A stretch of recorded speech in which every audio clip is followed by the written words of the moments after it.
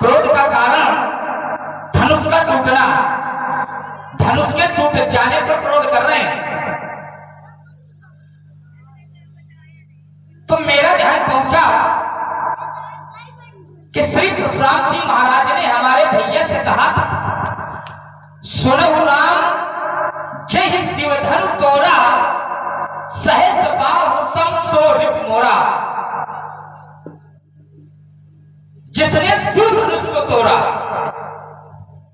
यह धनुष भगवान शंकर का था।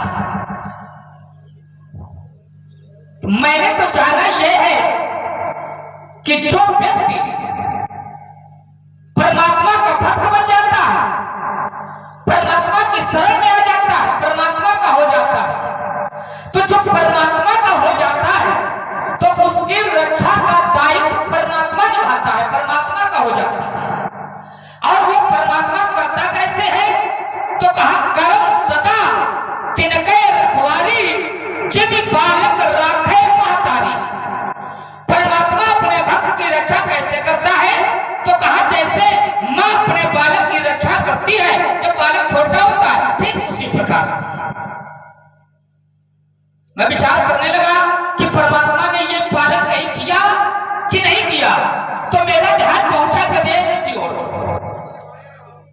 गजेंद्र सब कुटुंब सहित जलाशय में पीड़ा कर रहा था। उसी समय ग्राह ने गजेंद्र के पैर को पकड़ लिया और गजेंद्र ने अपने शत्रु के साथ 10,000 वर्ष तक युद्ध किया।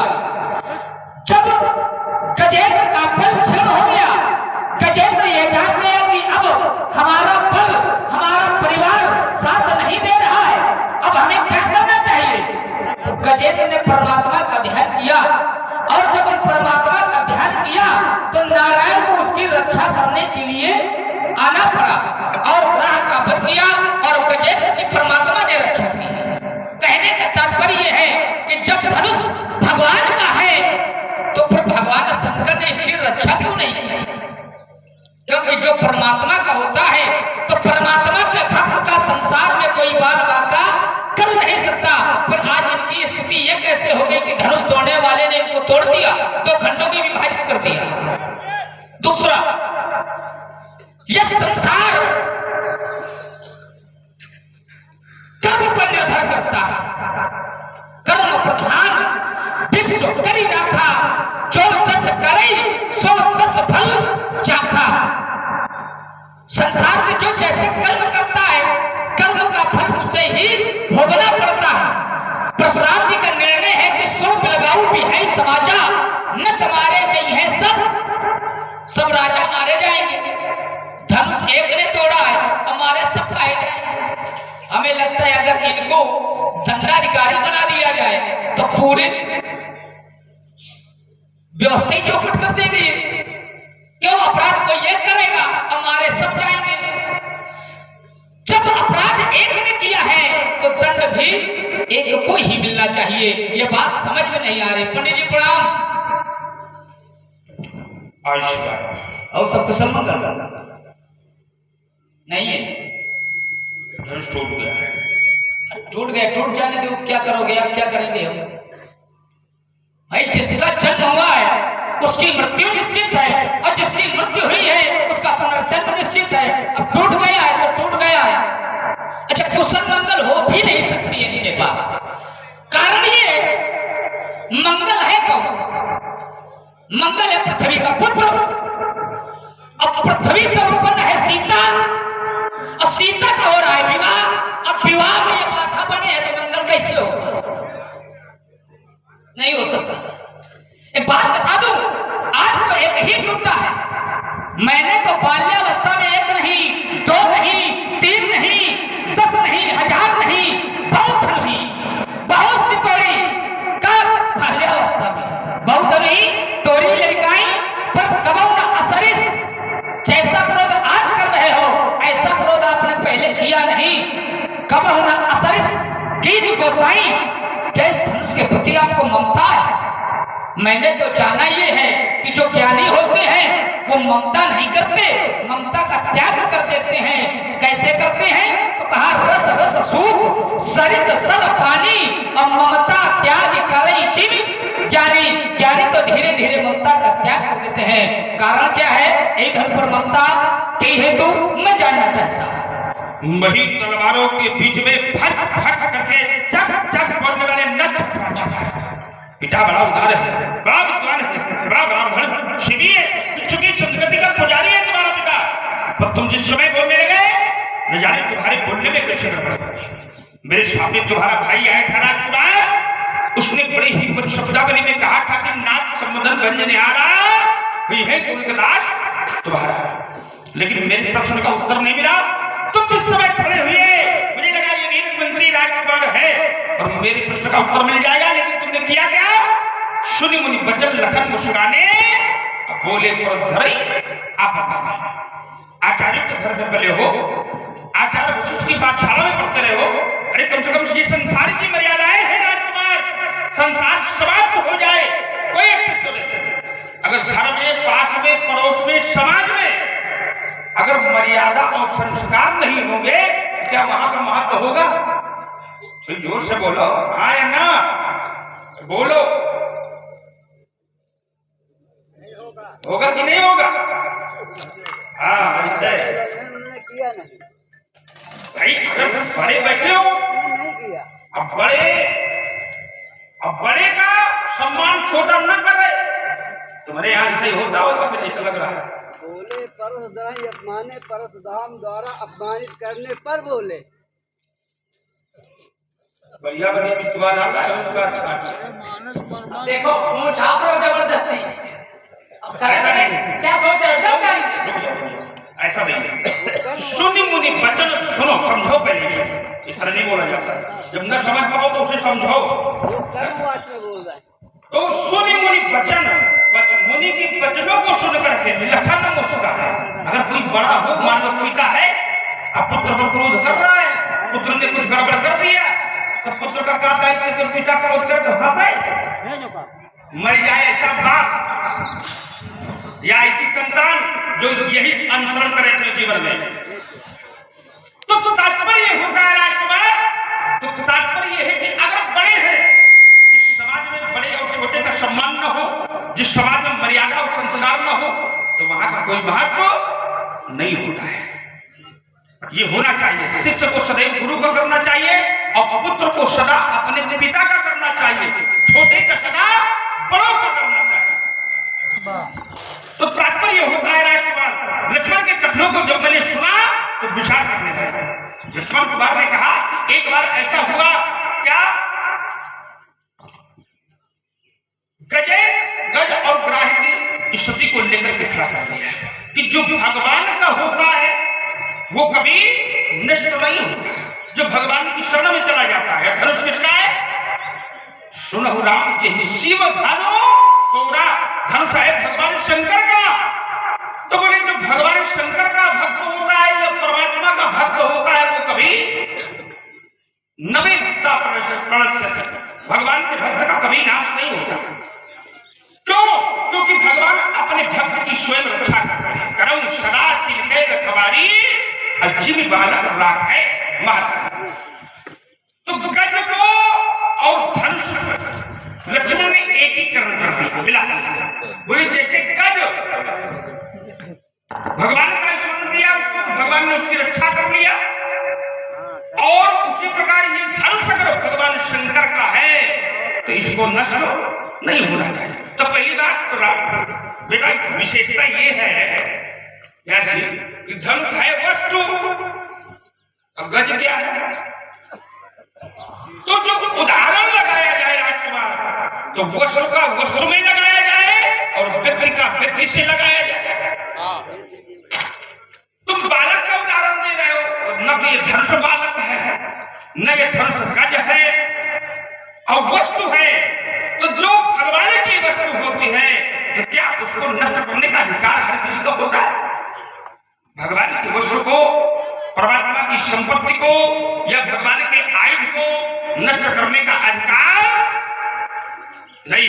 हाँ भाई, आप हैं जनार्दन जी, आपने 200 शुभ्रा रामलीला कमेटी को समर्पित किए हैं। बहुत बहुत धन्यवाद, बहुत बहुत साधुवाद।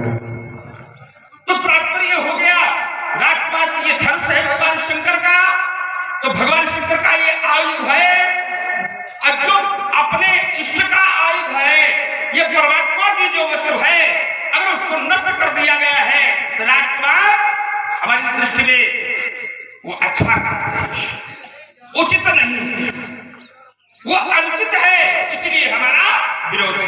तुमने कहा कि एक सिद्धांत लगाया लक्ष्मण कुमार में, कि सिद्धांत कहता है कि कर्म प्रधान है श्रृंखला में, जो जैसा कर्म करता है, जो जैसे करे सो फल चाहा। तो कर्म किया एक ने और आपने घोषणा कर दिया है कि नहीं सब राजा मारे जाएंगे। ऐसा लगता है मानो ये बात यहां सबका ठेकेदार खड़ा था। तो राजकुमार तोड़ा गया एक के द्वारा और यहां पर छिपाया अनेक के द्वारा गया है। मान लीजिए कोई कार्य अपराध है किसी व्यक्ति के द्वारा कर दिया गया और अपराधी इतना बड़ा दोषी नहीं होता जितना बड़ा दोषी उस अपराध का साथ देने वाला होता है, जितना बड़ा दोषी उस अपराध का समर्थक होता है, जितना बड़ा दोषी उस अपराध को कराने वाले होते हैं। कार्य तो एक के द्वारा किया गया है लेकिन यहां पर छिपाया अनेक के द्वारा गया है। इसलिए नट मारे गए हैं सब सभी राजा मारे जाते हैं। अब लक्ष्मण कुमार ने कहा कि कुशलता है, तो राजकुमार हमारे भगवान शंकर गुरुदेव का ये धनुष टूटा पड़ा हुआ है और वहां पर ये बालक इतना चतुर है, पूछता है कि आपकी कुशलता है। तो राजकुमार हमारे यहाँ कुशल मंगल सदैव बने रहते हैं और कुशलता होती क्या नहीं है। जो अकारण क्रोध करे उसके जीवन में कुशलता नहीं होती है। यहाँ कारण है और जहां कारण होती है, कारण होता है तो वहां कुशलता अनायास ही स्वाभाविक रहती है। और लक्ष्मण कुमार के अन्य वचनों को सुनते हुए लक्ष्मण कुमार ने कहा कि बहुत धनी तोड़ी लड़काई, मैंने अपने जीवन काल में बहुत सी धनियां तोड़ डाली है। तो पहली बात यह है कि अगर तुमने तोड़ डाला था तो उन्हें तोड़ना नहीं चाहिए था। जो जिस वस्तु का उत्थान किया गया है उसका कभी विनाश नहीं करना चाहिए। अगर तुमने तोड़ डाला है या तोड़ डाला था तो तुम्हें समाज के सामने कहना नहीं चाहिए कि मैंने तोड़ डाला है। क्यों? तो समाज में कोई अपराधी हो, अन्यायी हो, अत्याचारी हो और समाज के सामने उठना हो जाए और कहने लगे कि मैंने अपने जीवन काल में न जाने कितने लोगों को वध कर दिया है, तो उसका तात्पर्य यह है कि वो समाज को कहीं न कहीं से बताने की चेष्टा करता है, समाज को कहीं न कहीं से जलाने की चेष्टा करता है कि मेरा जीवन चक्र कैसा है। अब तुमने तोड़ी क्या है? धनु ही। और यहाँ पर क्या टूटा है? धनुष। तो पहले तो यही मेल नहीं होगा, यहाँ पर धनुष टूटा है और उस एक धनुष को तोड़ करके वो त्रिभुवन का विजेता बन गया। सुई पुराई को दंड कठोरा और राज समाज आज चितोरा तो त्रिभुवन जय समेत बैठे। तुमने इतनी तोड़ी है, तुम्हें कौन जानता है बताओ। इसलिए उन तुम्हारे बहुतों का कोई बात नहीं। ये धनु पर ममता के ही। तो राजकुमार मेरे जीवन काल में कोई ममता नहीं। ममता के 10 स्थान बताए गए, जननी जनक बंधु सुधारा और तन धन भवन सुहृद परिवारा। और मैं इन 10 ममताओं से विलग हूं, इसलिए मेरे जीवन काल में कोई ममता नहीं। रेन पारक का बोलत तो ही न संहार धन ही समझ बरार धन विरत। चलिए महाराज, जहां से आपने विराम लगाया है तब की दूसरी श्रृंखला का मैं वही शुभारंभ करता हूं। आपने कहा लक्ष्मण धनुष से हमें ममता नहीं है। आपने ममता के 10 स्थान बताए, जननी जनक बंधु सुत दारा तन धन भवन सुहृद परिवारा। थोड़ा इसके आगे क्या लिखा है ये भी पढ़ लेते। वो परमात्मा कहता है कि सबके ममता दाग बटोरी और मम पद मन ही बांध बन तोड़ी। वो परमात्मा कहते हैं संसार से ममता तब छूटेगी जब केवल हम तुम्हारे चरणों से प्रेम होगा। और यहाँ परमात्मा के चरणों से प्रेम है कि धनुष से? धनुष भगवान का है लेकिन धनुष भगवान नहीं है। पहली बात उत्तर। दूसरा, आपने कहा लक्ष्मण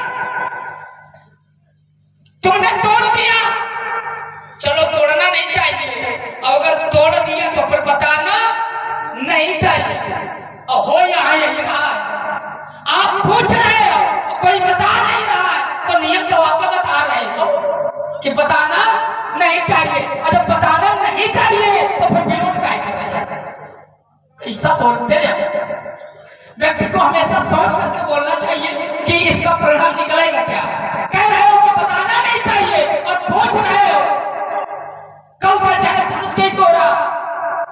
तो जब ये जानते हो कि बताना नहीं चाहिए, जब व्यक्ति ये जानता हो तो फिर उसे पूछना नहीं चाहिए। दूसरी बात मैंने कहा था कि कर्म जो जैसे करता है उन कर्मों का फल उसे भोगना पड़ता है।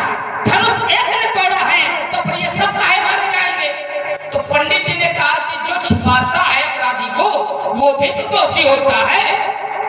तो मेरा ध्यान पहुंचा कि हो सकता है अपराधी होते हैं छुपाने वाले। तो कहा पंडित जी अपराधी केवल राजे होते हैं। यहाँ राजे थोड़ी बैठे हैं, यहाँ तो बैठे हैं देव तनुज धरि मनुज शरीरा और विपुल वीर आए रण धीरा। 88,000 इस मंडली में 66,000 सी उपस्थित है।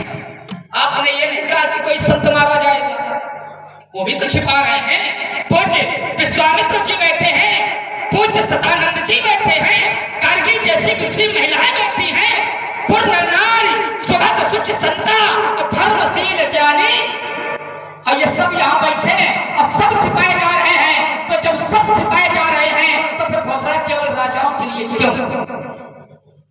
हाँ भाई, आप हैं माना जी बंदेश्वर आपके द्वारा 51 प्रसूत्रा भगवत जी के चरणों में और 51 प्रसूत्रा लक्ष्मण जी के प्रदत्त है। बहुत बहुत धन्यवाद, बहुत बहुत साधुवाद। चलिए, मैंने कहा था, मैंने एक उदाहरण दिया था, मैंने कहा था जो भक्त परमात्मा का हो जाता है तो फिर परमात्मा उसकी रक्षा करता है। पंडित जी ने निकलने का प्रयास किया, किनारा काटा, उससे कहा कि वस्तु धनुष वस्तु है और वस्तु का नियम वस्तु में लगे, व्यक्ति का नियम व्यक्ति में लगे। अच्छा, इसमें एक बात दिए दे रहे हैं, मैं जानना ये चाहता हूं कि धनुष का निर्माण कैसे हुआ? धनुष का निर्माण कैसे हुआ? और यदि यह बात प्रमाणित हो जाए तो यह प्रमाणित हो जाएगा कि यह वस्तु है कि व्यक्ति है। दूसरी बात, यदि यह वस्तु है, यदि यह वस्तु है तो भोले बाबा के पास वस्तु में माने त्रिशूल भी है। तो जब ये भोले बाबा का है और भोले बाबा का त्रिशूल भोले बाबा के पास है तो फिर भोले बाबा का ये धनुष मिथिला में क्या करता है? अगर ये बात निकल के आ जाए तो फिर ये भी रहस्य खुल जाएगा कि धनुष का टूटना अच्छा था या अनुचित था। मैं अपनी वाणी पे अंत विराम लगाता हूं। चलिए, बढ़िया। लक्ष्मण कुमार के वचनों को जब मैंने सुना तो फिर पुनः विचार करने लगा। तो लक्ष्मण कुमार के कथनों को विचार करने लगा तो बोले, आप ये बताइए कि निर्माण कैसे हुआ? धनुष का निर्माण कैसे हुआ? तो राजकुमार, ये जो धनुष है ये एक नहीं 5 धनुष एक साथ बनाए गए थे। महात्मा कंव ऋषि के आश्रम में एक दिव्य वेद नाम का वृक्ष था और उससे 5 धनुष बनाए गए। पिनाक, दूसरा है सारंग, तीसरा है अजगौ, चौथा गांडीव और पांचवा है मांडीव। 5 बनाए गए और जिनमें से 2 दिव्य है। एक पहला है पिनाक, दूसरा है सारंग। पिनाक भगवान शंकर के पास और सारंग भगवान नारायण के पास, और दोनों में दिव्यता है और दोनों में श्रेष्ठता है। अब इनमें दिव्यता और श्रेष्ठता कैसे आई ये तुम्हारे लिए भी छोड़ रहा हूं। है तो 5, लेकिन उन 5 में ये 2 इतने दिव्य कैसे हो गए कि इन्हें जो धनुषी श्रेष्ठ दिव्य लोका भी पूजते दृढ़े बलवती मुखे सुखते विश्वकर्मा। दृढ़ भी है और बड़े बलवान भी है, दिव्य भी है, अलौकिक है और लोगों में ये पूजित भी है। तो तात्पर्य है राजकुमार, और इन 2 धनुष, एक नारायण के पास जो नारायण से हमारे पूर्वजों के पास हमारे पास आ गया, सारंग परशुराम के पास, और ये पिनाक यहां पर टूटा पड़ा हुआ। तो लक्ष्मण कुमार के कथनानुसार जब मैं विचार करता हूं लक्ष्मण कुमार के वचनों को कि धनुष का निर्माण कैसे हुआ, और भी अन्य बिंदु लक्ष्मण कुमार ने बनाया, तो सभी बिंदुओं को न चल करके कुछ बिंदु लेते हैं ताकि छोटे में होता चले। अब लक्ष्मण कुमार ने दूसरा सिद्धांत बताया, तो ये तो हो गया हमारे कथनानुसार चूंकि वस्तु और व्यक्ति दोनों में अंतर है। अब इसका वस्तु और व्यक्ति का उत्तर अभी नहीं किया लक्ष्मण, पहले इस पर करो जो तुम अपनी बात कर गए थे। अब वस्तु व्यक्ति के आधार पर जब आगे बढ़ते हैं तो दूसरा केंद्र लक्ष्मण ने बनाया कि आपने जो घोषणा किया यहाँ पर मारने की, तो केवल राजाओं को क्यों किया है? यहाँ पर तो सभी है, देव धनुष धर मनोज शरीरा, तो सबके लिए आपने क्यों नहीं किया? तो राजकुमार ये जो घोषणा है वो केवल किसके लिए सुनाई गई थी? तो व्यास जी सुना देंगे क्या? बोले बंदी बचन पर सुनहु सकल महिपाल, सभी राजाओं के लिए घोषणा सुनाई गई थी। पन विदेह कर कहै भुजा उठाई विशाल, ये घोषणा भी राजकुमार केवल जो सुनाई गई वो केवल राजाओं की घोषणा नहीं।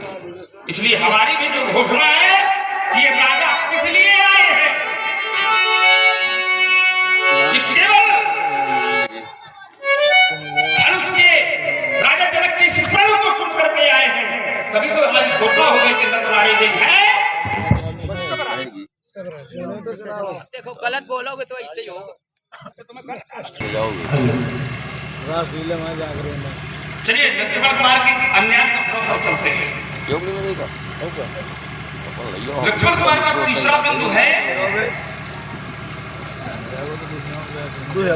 ममता के विषय। बोले जो ज्ञानी होता है तो ज्ञानी के जीवन में ममता नहीं होनी चाहिए। ज्ञानी सभी ममता का त्याग करते हैं। और आपकी बोले ममता इस धनुष पर है, आपकी आसक्ति इस धनुष पर है। जब आपकी आसक्ति है तभी तो आप खड़े हो। तो राजकुमार अगर मैं ये कहता कि सुनहु राम जहि मम धन तोरा, तो मम माने मेरा होगा कि मेरा होगा। मैंने ये नहीं कहा कि मम धन तोरा, मैंने कहा क्या कि सुनहु राम जहि शिव धनु तोरा, जिसने भगवान शंकर का, मेरा नहीं, मेरे भगवान शंकर के धनुष का खंडन किया है वो शस्त्रबाहु की समान शस्त्र होगा। तो राजकुमार इस धनुष के प्रति ममता नहीं, इसके प्रति श्रद्धा है, विश्वास। और जहां श्रद्धा होती है विश्वास होता है, और ममता कहां होना चाहिए? तो बताया गया है कि ममता प्रभुपद कंड परमात्मा के चरणों में होना चाहिए। तो धनुष पर ममता नहीं, ममता भगवान शंकर के चरणों में है, और धनुष के प्रति श्रद्धा है। इसलिए मेरे जीवन काल में कोई ममता ही नहीं। लक्ष्मण ने एक बात और कही कि पृथ्वी का पुत्र है मंगल, और जो सीता का जन्म हुआ पृथ्वी से हुआ, तो ये संभव नहीं कर सकते। राजकुमार तुम्हें ये भी पता होना चाहिए कि पृथ्वी का जो अधिपति होता है वो अधिपति ही तो है, और जो अधिपति होता है तो उसके जीवन में कोई असंभव नहीं होता है, सब संभव होता है। इसलिए सोच करके बोला जाए, संभाल करके बोला जाए और स्वीकार करके। चलिए महाराज, आपने कहा कि पृथ्वी के अधिपति हैं आप। अच्छा, अधिपति का काम यही होता है कि अपने सेवक को पलट दिया जाए।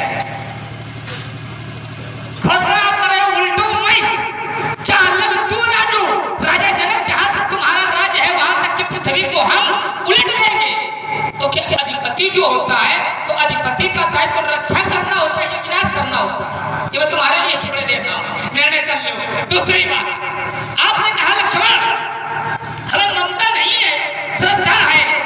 बोले मम, यदि मैंने ये कहा होता कि मेरा धनुष है तो ममता होती, माने जहां मम हो वही ममता होता है।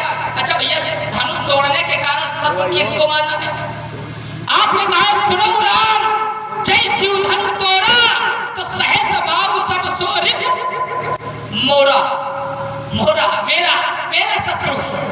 और मेरा शत्रु क्यों है? क्योंकि जिसने धनुष को तोड़ा है उसके लिए आप कह रहे हैं मेरा शत्रु है। मैंने एक बार विचार किया कि ममता को हम रूप किस रूप में देखें, तो कहा निर्णय मिला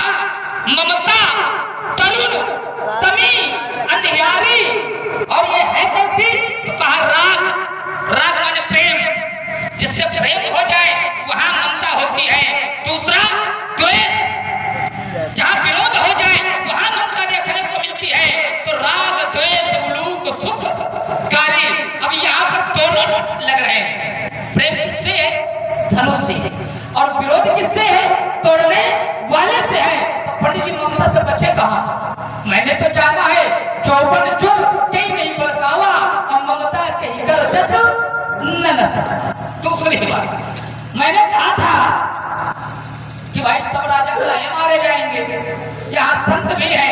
तो पंडित जी ने कहा ये जो व्रत है ये राजाओं के लिए सुनाया गया था, पंडित जी राजाओं के लिए सुनाया गया था, लेकिन फिर बाद में उसमें सुधार भी राजा जनक ने किया था। राजा जनक ने कहा इस समाज में किसी से लाभ आया नहीं, अब चली बहु माथे भटमानी और राजाओं को छोड़ दिया। कहा वीर विहीन वही मैं, क्या कोई वसुंधरा में वीरे नहीं है? तो धनुष राजा ने नहीं तोड़ा, हो सकता है धनुष किसी राजकुमार ने तोड़ा। तंत्र भी सब देना चाहिए, जब तक हमें पूर्ण जानकारी न हो तब तक कोई तंत्र सुनिश्चित नहीं करना चाहिए। हो सकता है मानो पंडित जी धनुष तोड़ने वाला तुम्हारे पिताजी हो, तभी क्या मारो, तभी क्या उनको शत्रु बनाओगे? आवश्यक ये नहीं ना, पहले विचार करना चाहिए कि धनुष किसने तोड़ा, जानकारी पहले, इसके बाद दंड विधान बाद में लगाना चाहिए। अब आइए जरा, मैंने पूछा था कि ये धनुष का निर्माण कैसे हुआ, ये बात अगर निकल करके आ जाए तो आपने कहा कि कर्ण ऋषि के यहाँ एक बांस जगा हुआ था, भगवान ब्रह्मा वहां पहुंचे थे और भगवान ब्रह्मा ने बांस को लिया। और मैं ये नहीं कहता कि ये गलत, मैं ये नहीं कहता कि ये गलत है, लेकिन मैं ये जानना चाहूंगा कि जब ये बांस से निर्मित है तो फिर अस्थियां किसकी लगी? क्यों? मानस में प्रमाण मिला जिस समय धनुष टूटा तो कहा सुर असुर मुनि कर का नदीन है, तो कहा सकल विकल विचार ही कोदंड। कोदंड माने बस, कोदंड माने जो अस्थियों से निर्मित होता है, कोदंड माने हड्डी। कोदंड खंडे अमुख तुलसी चयत बचन उचारही, तो अस्थियां किसकी लगी थी? पंडित जी निकलने ना पाओ, अस्थियां नहीं लगी थी, और जो अस्थियां लगी थी वो किसकी थी? मैंने एक बात और इसी में लगाई थी, मैंने कहा था यदि ये वस्तु है इसको कुछ देर के लिए मान मिले तो जैसे भगवान शंकर के पास भगवान शंकर का त्रिशूल है, तो फिर ये मिथिला में क्या कर रहा है? ये क्यों नहीं? वही होना चाहिए भाई। आप भी देख लो, जैसे शिव मंदिर का निर्माण होता है मंदिर का, तो मंदिर में नंदी भी होते हैं, गणेश जी होते हैं, कार्तिकेय होते हैं, सर्प भी होता है, पूरा परिवार और त्रिशूल भी होता है और सबकी पूजा होती है। धनुष का ही नहीं है, मतलब मंदिरों तक में स्थान नहीं है धनुष का। तुम ये कहे इतना परेशान हो रहे हो धनुष का धनुष का है नहीं है ये कार्य? अरे ये बताओ कहीं तो ना, वो तो ले इतना घबराते, पहले जानकारी तो होना चाहिए। इतना चतुराई से घुमाने की कोशिश कर रहा है। अब देखिए आपने कहा, मैंने कहा था एक प्रमाण दिया था मैंने गजेंद्र का, तो इन्होंने कहा वस्तु का नियम वस्तु में लगना चाहिए। आइए मैं एक वस्तु का उदाहरण दिए दे रहा हूँ। एक बार एक दैत्य, मैं उसमें पर्दा भी डालूंगा क्योंकि कल्प का पात्र का भेद हो रहा है और चैत्र का निर्वाह भी करूंगा। एक समय कल्प वृक्ष की चोरी एक दैत्य ने कर लिया और वह कल्प वृक्ष पाताल लेके पहुंच गया। अब कल्प वृक्ष जब चोरी हो गया, कल्प वृक्ष का दायित्व किसका? देवताओं का। कल्प वृक्ष का जो दायित्व है रक्षा का, ये देवताओं का है। तो देवताओं की रक्षा करने के लिए कौन पहुंचा? तो कहा अतुलित धामों में हे वैष्णव देहम पहुंचे और कल्प वृक्ष को उस दैत्य से लेकर के पुनः स्थापित किया। तो वस्तु भी होगी भी, यदि वस्तु भी परमात्मा की है तो परमात्मा उसकी रक्षा उसी प्रकार से करता है जैसे भक्त की रक्षा करता है। मैं फिर रुका जाता हूँ, फिर प्रयास करो। अगर रुकते बहुत अभी जो तुम आधार लगाए हुए लग नहीं रहा तब वृक्ष तैयारी का है ना। अब अपने बताओ, जो हम गाया हम उसे सुनो। लक्ष्मण कुमार के वचनों को सुना तो लक्ष्मण कुमार से हमने बताया कि बेड़ू नाम का जो वृक्ष था, बांस का वृक्ष, उसी से ये आयुधों का निर्माण हुआ।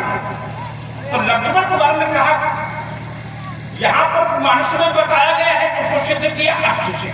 देखिए इसी आधार पर देखा जाए कि ये जो धनुष है तो बहुत से लोग कहते हैं अस्थिका बना हुआ है, और कहीं कहीं पर देखा जाए तो ये बताया गया कि नहीं, ये बांस का भी इससे निर्माण हुआ, बांस के वृक्ष से निर्माण हुआ है, और वो बांस का वृक्ष बड़ा दिव्य था, और उस दिव्य वृक्ष से इन दिव्य आयुधों का निर्माण हुआ। तो बोले किसकी अस्थिता है? अच्छा देखो, अब इसमें एक और हम दे रहे हैं, अस्थि में अगर ले रहे हो, एक सूत्र बताया गया है कि अगर अस्थि से बनाया गया है तो एक नहीं 3.5 बनाया गया है।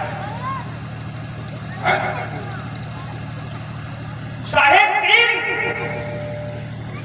जो 3 शस्त्र है और एक अस्त्र है, जिसको वज्र भी कहा गया है। महाराज दधीचा अस्त्र निर्मितम, दधीच के अस्त्र के द्वारा निर्माण किया गया है। तो एक नहीं, राजकुमार 3.5 बनाए गए। जो हमारा कथन है वो 5 का है, और अगर तुम अस्त्र से अगर जोड़ते हो तो अस्त्र से 1 का नहीं 3.5 का निर्माण किया गया। और 3.5 का निर्माण कैसे हो गया, अब इसमें विचार करने की आवश्यकता है। तो है ना, तो हमारे ध्यान में अन्य महापुरुष होते रहे। जिस समय वसुंधरा में अत्याचार बढ़ने लगा,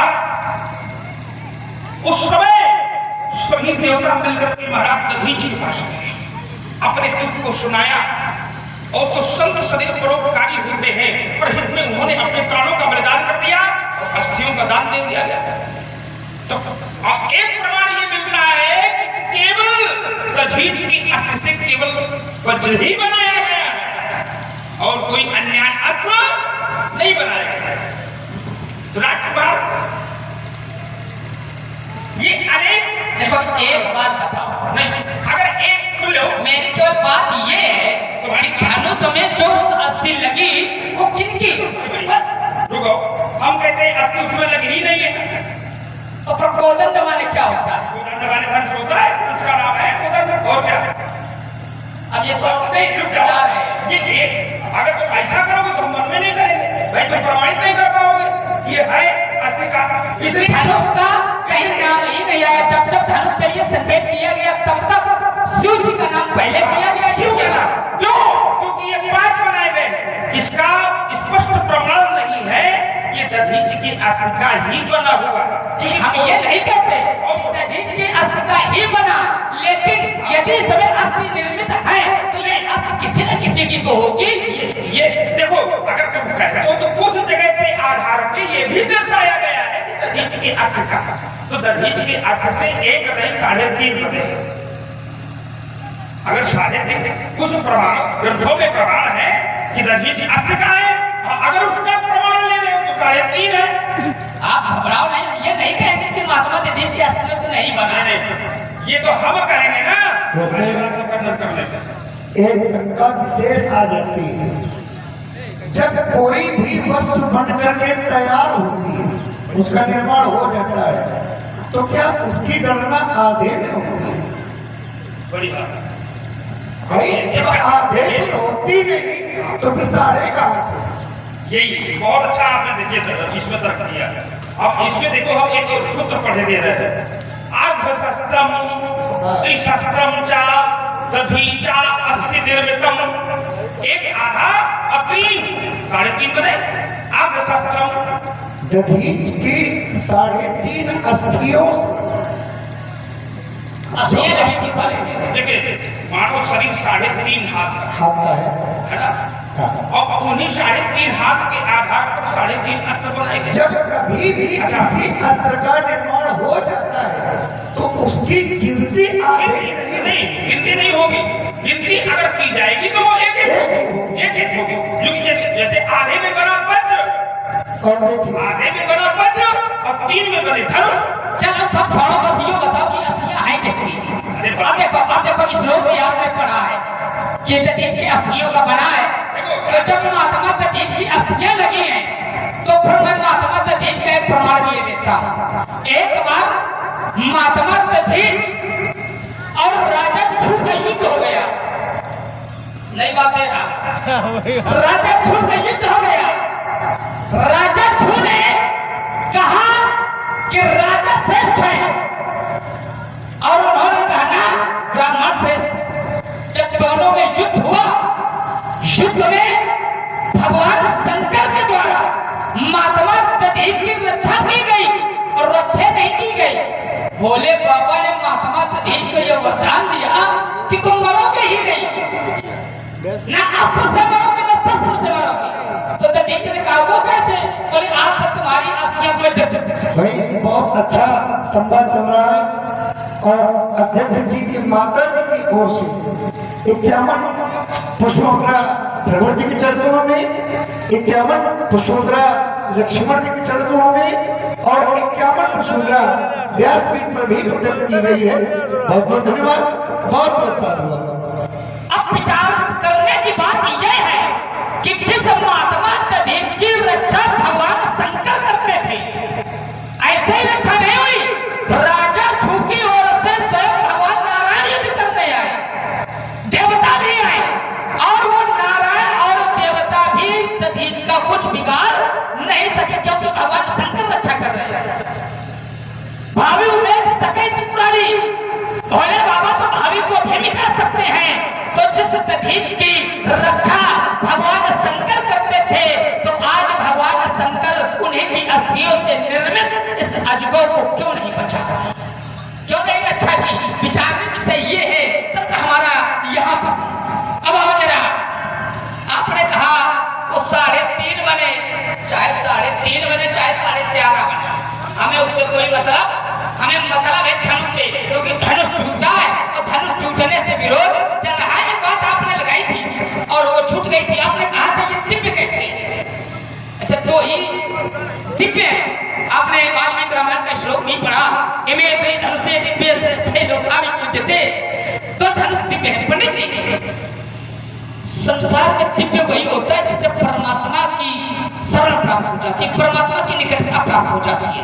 जो परमात्मा की निकटता को ग्रहण कर लेता है वही दिव्य हो जाता है। जैसे एक अलौकिक था और वो लौकिक हो गया।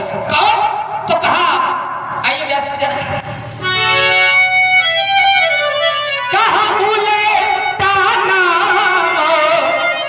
जपते जगो जाना, तो कहा पाले नीक भय ब्रह्म समाना। वाल्मीकि माने रत्नाकर जो पहले चोरी करता था और जब वो परमात्मा के सानिध्य में उसने प्राप्त कर लिया, तो जो पहले चोर था वो ब्रह्म के समान हो गया, माने दिव्य हो गया, लौकिक हो गया।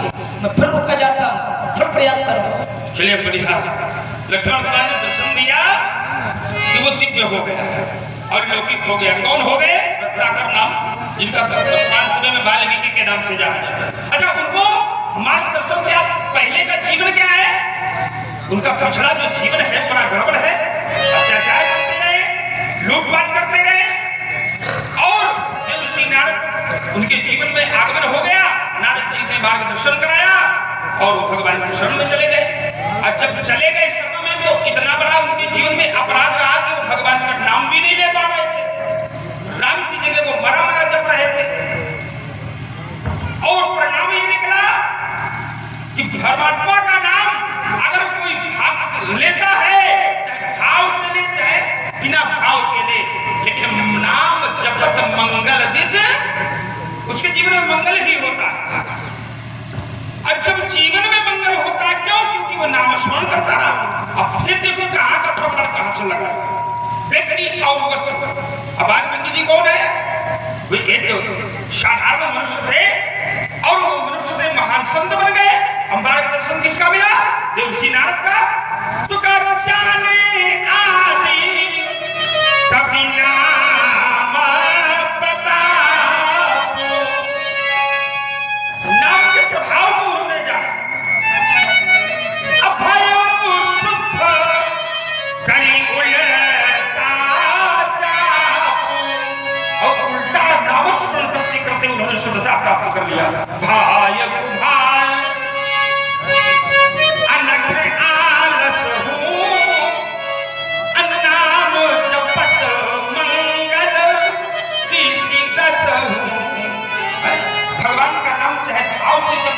चाहे बिना भाव के जब चाहे जैसे जब वो जीवन में मंगल ही करता है।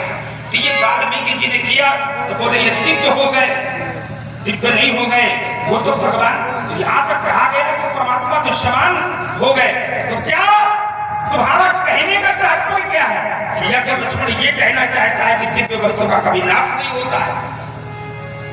यहाँ पर ये स्थिति क्यों? क्योंकि जो भगवान शंकर के पास है, जो परमात्मा का आयु है, वो सदैव दिव्य और अलौकिक हुआ करते हैं राजकुमार। और भगवान शंकर ने राजा जनक पूर्वक देवराज को दे दिया और अभी तक पूजा होती नहीं, भगवान को लगा दिया गया। जब वो दिव्य था, अलौकिक था, श्रेष्ठ था, तभी तो पूजा हो रही थी। तो राजकुमार और यहाँ पर आज उसका खंडन करवा दिया गया। तो मेरी दृष्टि में जो कार्य किया गया है, तो उस दिव्य को अगर नष्ट करवाया गया है, ये जिसके द्वारा किया गया है, तो वो हमारा शत्रु होगा। इसमें किसी प्रकार का कोई संदेह नहीं। चलिए महाराज, अच्छा क्या दिव्य वस्तु का या दिव्य व्यक्ति का नष्ट हो नहीं होता है? सब छोड़ो, इन्हीं का प्रमाण ले लेते। पुत्र के लिए माता क्या दिव्य नहीं होती?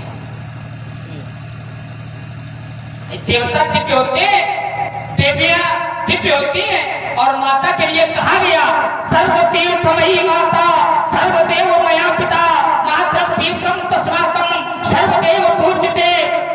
माता और पिता सभी देवताओं से पहले पूजनीय है। उस दिव्य माता के दिव्य से बड़े हैं, दिव्य माता के कंठ पे आपने फरसा चढ़ाया पंडित जी, वो भी तो दिव्य थी। दूसरा, भगवान गणेश प्रथम पूजनीय है, अब उनके दांत तोड़े बैठे और उपदेश कर रहे हो। सब छोड़ो, कार्तिकेय की ग्रीवा तोड़ दी इन्होंने। सब छोड़ो, एक बार भगवान शंकर का उनका युद्ध हो गया। तो भगवान शंकर का जो प्रश्न था, ध्यान देना, भगवान शंकर के पास केवल एक प्रश्न नहीं था, दो प्रश्न थे। ठीक है, एक प्रश्न भगवान शंकर के पास था और एक प्रश्न इनके पास था। जिस समय युद्ध हुआ तो युद्ध में इन्होंने भगवान शंकर के प्रश्न तोड़ दिया। तब से एक नाम पड़ गया खंड परस। जब वो दिव्य धनुष, वो परस दिव्य था, तो आपने उसको क्यों तोड़ दिया? दूसरी बात, सब छोड़ो, भगवान शंकर के मस्तक में भी इन्होंने फरसे का प्रयोग किया। दिव्यांग पूछते हो, कैसा बोलते हो? अपनी बात अपने पैर खुदे गुलाड़ी मार रहे हैं। अच्छा सब छोड़ दे, सब छोड़। तो मैं तो आज आइस करते हुए कहते लोग बचिया पूजा करिए क्या? परशुराम जी ने कहा दिव्य दिव्य, वाल्मीकि को कहा नाम जपा और नाम चाहे जैसे जपा जाए। अच्छा ऐसा भी होता है कि धनुष दिव्य था, दिव्य नाम जपने से नहीं। परमात्मा कैसे मिलते हैं? तो परमात्मा मिलता है प्रेम से। ये मैं नहीं कहता, ये भगवान शंकर कहते हैं। क्या कहते हैं? एक बार प्रश्न था कि परमात्मा मिलेंगे कैसे, कहाँ मिलेंगे? तो भगवान शंकर ने कहा बोले हरि व्यापक सर्वत्र समाना, तो कहा प्रेम सब प्रगट होई मैं जाना। परमात्मा तो प्रेम से, राम ही केवल प्रेम प्यारा, जान ले कोई जाननी। हम तो प्रेम के पति कहें पंडित जी, हमारे यहाँ प्रेम से मिलते हैं परमात्मा, और जब प्रेम से मिलते हैं तो प्रेम यदि करोगे तो परमात्मा मिलेंगे, और जो परमात्मा का सानिध्य जिसे प्राप्त हो जाता है वो पूजनीय हो जाता है। और परमात्मा जिसे अपने से दूर कर दे तो फिर उसकी रक्षा संसार में करने वाला भी कोई। मैंने कई बार पूछा कि ये धनुष कैसे आया? पंडित जी जानते हैं कि फंसे तो है ही नहीं। अब चाहे तो बड़े मुझसे बतावन कि इन्होंने क्या किया था। बोले बाबा ने धनुष का त्याग कर दिया था। आइए प्रमाण में दिए देता हूँ। एक बार भगवान ब्रह्मा ने विचार किया कि भगवान विष्णु और भगवान शंकर में श्रेष्ठ कौन? तो बला बल का निरीक्षण करने के लिए इन दोनों के मध्य में युद्ध कराया, और जब युद्ध प्रारंभ हुआ तो भगवान विष्णु ने जिस समय प्रतिज्ञा को चढ़ाई और भगवान शंकर ने भी, तो जैसे ही भगवान शंकर ने विचार किया जो समय में धोखा दे जाए, दिनेश, जो समय में धोखा दे जाए, चाहे भले रिश्तेदार हो, समय में जो धोखा दे जाए फिर उसका त्याग कर देना उचित है। भोले बाबा ने कहा धनुरुद्रस्तु संक्रुद्धो विदेह महायशः देवराजस्य राजर्षे ददौ हस्ते ससायकम्। भोले बाबा ने कैसे दिया? तो कहा धनुरुद्रस्तु संक्रुद्धो, संक्रुद्धो माने क्रोध से युक्त होकर के। अच्छा, अब एक प्रश्न उठ रहा है, तो इससे से हम भटकेंगे भी नहीं, लेकिन एक प्रश्न इसी में बन रहा है, ससायकम, राजा देवराज को केवल धनुष ही नहीं दिया, बाण भी एक था। धनुष के तो दुर्दशा हो गई, तो बाण कहाँ कर दीजिए? फिर ले यानी महेश जी का बाण रहा। चलिए बढ़िया बढ़िया। लक्ष्मण कुमार के कथनों को सुना तो बोले भगवान शंकर ने इसको त्याग किया। ये सम्मान हो गया। ये चीज गलत है। जब दो उनका संवाद चल रहा है, बैठे बैठे तीनों आनंद लो। हाँ भगवान शंकर का बाण रहा है अभी, जो धनुष रहा है, वही चर्चा है। चलिए, लक्ष्मण कुमार के कथनों को सुना तो बोले मैंने कई बार उनसे कहा कि यहाँ पर कैसे आया, क्या कोई इसके ठेकेदार होगा, हमें बताना आवश्यक समझे कि कैसे आया। तो ये उत्तर नहीं है। क्योंकि जाओ अच्छा, जैसे आप कह रहे हो ठेकेदार हाँ है मैंने कहा कुछ नहीं राम है कैसे कोई है कैसे क्योंकि परशुराम ने कुछ प्राप्त किया है और जिससे जो व्यक्ति प्राप्त करता है तो राजकुमार उसका उसमें अधिकार होता है। अच्छा, है कोई ऐसा प्रमाण है? ऐसा कोई नियम है? बिल्कुल है। अब हमारी आपकी जो वार्ता हो वो नियम से होगी। इधर आओ जरा। प्रमाण भी है और नियम भी। हाँ, दोनों। ये आया कैसे? अब पहले तुम्हारा शब्द क्या है कि भगवान शंकर ने इसको त्यागा, तो पहले कान खोल कर सुन लो कि इसे त्यागा नहीं, त्यागना अलग होता है और देना विषय अलग होता है। और कैसे? धनुरुद्रस्य संक्रुद्धो विदेहे सुमहायसा देवराजस्य राजर्षे ददौ हस्ते ससायकम्। ददौ देना माने क्या? त्यागना होता है क्या? मैया संकुल हमारे का होता है। क्रोध में आकर के दिया। क्रोध में क्या है? रुक जाओ, सुख लो और सुन लो। हम आपस में कहलवा देंगे। बीच में नहीं। क्रोध में व्यक्ति जो देखता है वो त्यागता है कि कहता है कि ये कोई आवश्यक नहीं है, त्यागना विषय अलग होता है। ये बताओ कि कहाँ त्यागा, ऐसे न बताओ, स्पष्ट करो कि त्यागा। अब यहाँ क्या है?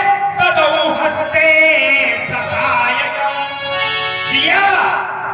और कैसे दिया?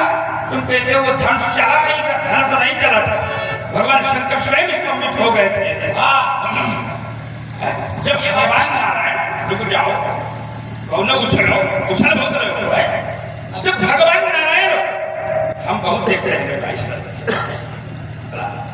इतना देखते रहे कि देखते आ चले आते हैं। जब भगवान नारायण और भगवान शंकर में बलाबल का परीक्षण होने लगा, उस समय देखो हर किसी के पास अपनी अपनी दिव्यास्त्र होते हैं, अपनी अपनी शक्तियां होती है, जो जिसका अपना प्रयोग करता है उसी के आधार पर वो विजयी होता है। और उस श्रेष्ठता को देखने के लिए, परीक्षण करने के लिए अनुसृष्टम, जो श्लोक ये पढ़ा है तुमने वाल्मीकि रामायण का, उसी के नीचे वाला पढ़े हुए अनुसृष्टम सुरेरेकम त्रयंबकाय विरुद्धे। क्या हुआ? भगवान नारायण ने हुंकार मात्र से भगवान शंकर को स्तंभित कर दिया। हुंकारेण महादेव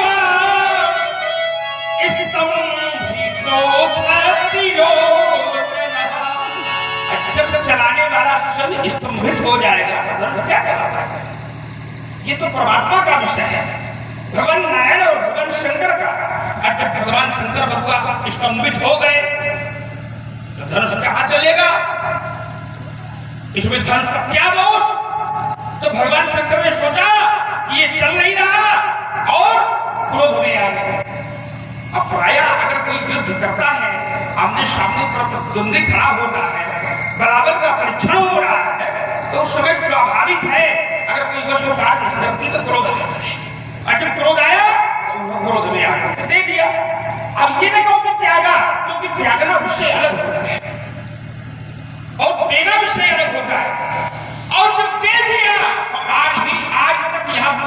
चली आ गई राजा जनक के। इनके पूर्वज 16 में ही व्यतीत हो गए। राजा देवराज से लेकर के अभी तक निरंतर पूजा होती रही, अर्चना होती रही, वंदना होती रही और उसकी तीव्रता वैसे ही प्रवाहित है। किशोरपुराय को चंद्र कठोरा राजस्वाद आज त्रिपुरा त्रिभुवन जय समेत में ही त्रिभुवन का विजेता हो गया। किसके बल पर? इस धनुष के बल पर। हेलो, हाँ भाई, आप हैं राजेश सिंह त्रिपाठी। आपके द्वारा ये 101 मुद्रा सहयोग राशि के रूप में प्रकट की गई है। बहुत बहुत धन्यवाद, बहुत बहुत साधुवाद। और जो तुमने कहा कि आपकी माता दिव्य थी, आपने अपनी माता को माना और भगवान शंकर पे भी आपने त्रिशूल का प्रहार किया। भगवान गजानन यानी भगवान शंकर के पुत्र गणेश पर उनका दांत आपने तोड़ा।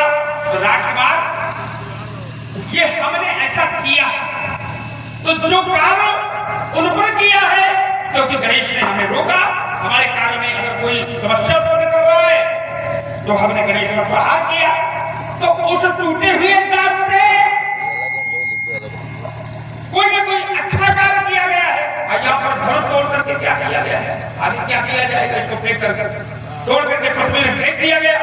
और जो हमने माता को मारा, अच्छा माता को ऐसे मार दिया जाए, कोई ना कोई तो कारण रहा होगा।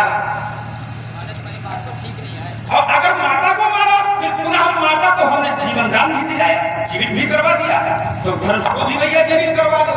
सूत्र तुम लगाते हो और ऐसा लगाओ जो बराबर लगाए। और अगर माता को हमारे द्वारा ये विद्ध वारिश से ऐसा कार्य किया गया, शीश काटा गया, तो माता को जीवन दान भी दिलाया, धनुष को भी वैसा कर दिया जाए, तब तो तुम्हारा सूत्र मिलेगा। खाली अपने मतलब की गप हो अब आप खूब ऐसा ना रखो। तो राजकुमार, जो सूत्र है वो सही से बिठाओ।